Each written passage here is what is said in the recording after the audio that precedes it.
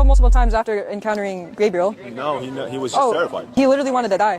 No, ma'am. Do you not know we're Muslims? We don't accept added-in passages as authentic like you Christians. You didn't check its chain of narration. You know each chain of narrators has its own independent links of narrators narrating off of them, so we can find a common link if they have any single person who later adds to a report. In this case, we see the report that includes the suicide story is disconnected at al-Zuhri, which means that he is the common link of the insertion, and Aisha herself never reported that. So, ma'am, would you like me to take the infancy gospel of Thomas as authoritative even though it's an apocryphal text? If so, you're gonna have to believe baby Jesus curses a little boy for bumping into him and then he dies like the Gospels tells you. If it was already corrupted, why would Allah say, here's the Quran to confirm the Injil, Surah 1094? Yeah, notice how the verse doesn't even actually say that. So it says those who have read the scriptures before you during this time. Well, the scriptures during this time, according to the Quran, have been textually corrupted. So when read in context of that, in this whole chapter, you see stories of the prophets are mentioned. So the Quran here has already established that the Bible has been textually corrupted. It's affirming a general authenticity to the fact that the stories of the prophets are found in the Bible, and it's being generally confirmed as of being real historical events, such as the Exodus of Moses being mentioned in the Torah.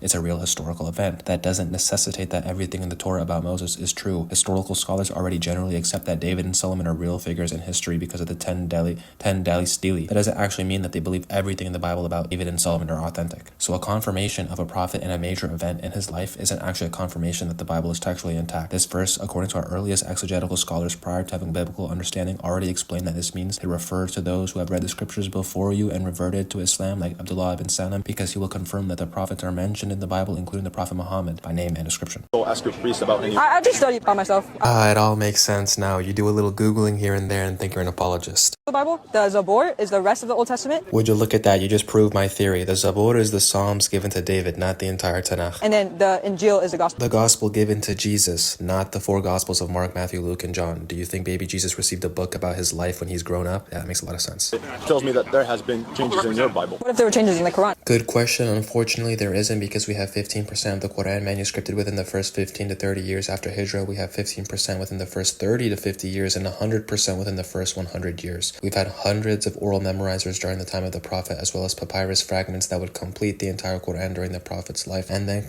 a complete compilation of those papyrus within 1 year after his death, and then 20 years after it was authentically preserved and safeguarded by Uthman.